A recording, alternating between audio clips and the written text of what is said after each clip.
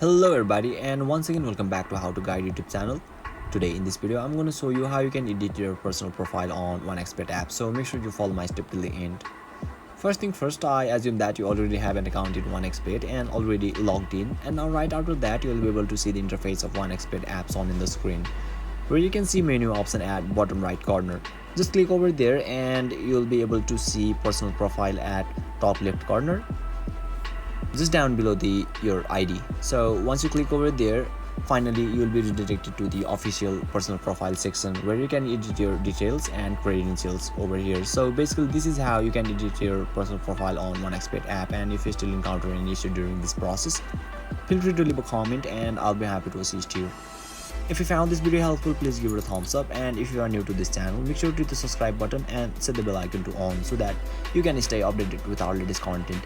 Thank you for watching, and I'll see you next time.